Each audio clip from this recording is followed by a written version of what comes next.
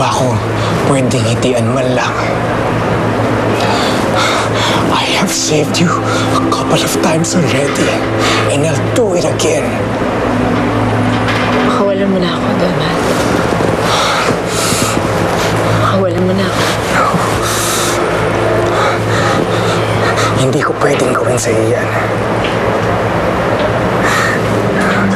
Martha, nawala na sa akin si Jessica. Ikaw ang pampalit niya sa buhay ko. Kahit kailan hindi ako magiging si Jessica. Niloloko mo lang ang sarili mo, Donald. Hayaan mo na ako. Pakawalan mo ako.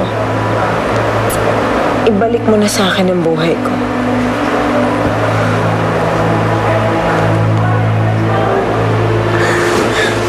Martha, hindi ko pwedeng gawin sa'yo yun. I care so much for you. So much that I won't let you go.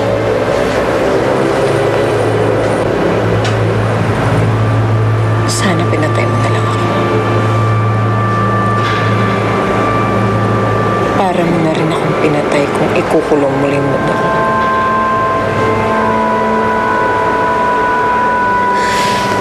No, Martha. No.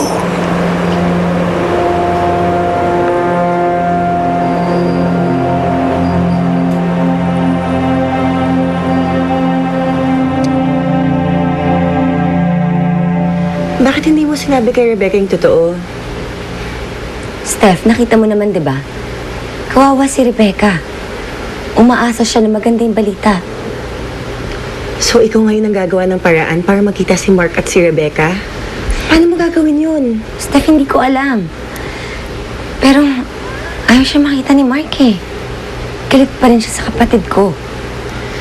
Sabi ko naman sa'yo sana sinabi mo lang yung totoo kay Rebecca. Na wala siyang aasahan kay Mark dahil si Maita pa rin gusto nito.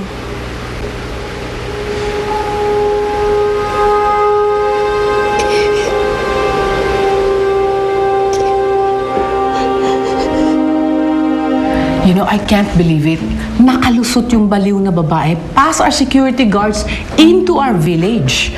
And not only that, second time na niyang pumunta rito at ikaw daw ang hinahanap. Sunog daw ang babae, ang mukha ng babae. You know, that's funny. Kasi on my way here, may nakita din akong babaeng sunog yung mukha. Kinausap mo ba? Baka may kailangan. Obviously not. Baliw nga yung babae. Excuse me po, madam. Naku, malamang po, modus operandi lang po yun. Kunwari po may kakilala po sila rito, tapos manghihipnotis mo po kapag kausap mo na. Budol-budol gang po. Anyway, anong nangyari sa kanya? Well, nothing. Natakot nga siya pero I'm sure, and that's not important, but I'm sure she's not gonna be back. Natakot. Hey, listen, let's forget about this. We have to go to bed early because tomorrow we have a early morning appointment, right? Good night, good night. Okay. Good night. Yeah, before you go to sleep, mag-vacuum muna dito, ha? Tapos mag-spray. I hate you, Ma! Lahat na lang ginagawa ko, bali, wala sa'yo. Ano ba kailangan ko gawin para pansinin mo ako?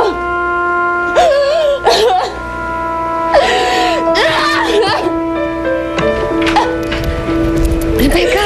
Ano ba ginagawa mo, Rebecca? Ano nangyayari sa'yo? Narinig ko usapan yun ni Steph. Ayaw pa rin sa akin ni Mark. Ganit pa rin siya sa akin. Bakit niyo ako nilaloko? Ginagawa niyo ako tanga! Rebecca, I'm sorry. Rebecca, I'm sorry. Hindi ko alam kung paano ko sasabihin sa'yo Kasi ayoko masaktan ka. Kasi Maita pa rin yung mahal ni Mark. Damn you, Maita. Agnos ka na. Pinapahirapan mo pa rin ang buhay ko. Ano nangyayari dito? Ha? Ikaw! Rebecca! You're supposed to be my father! Pero kahit kailan hindi ko naramdaman na ikaw ang tatay ko. Wala kang kwenta. Hindi mo man lang ako pinagtanggol kay Mark. Alam mo naman na mahal ko siya pero wala kang ginawa. Anak, huwag mong ipilit ang sarili mo sa isang taong wala namang gusto sa'yo. But I am your daughter.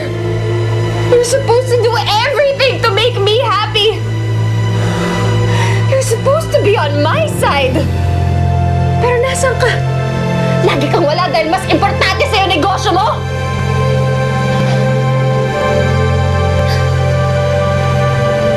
Dad! Dad! Rebecca, tahan na. Malalagpasan mo rin to. Masakit talaga tanggapin na hindi ka mahal ng taong mahal mo.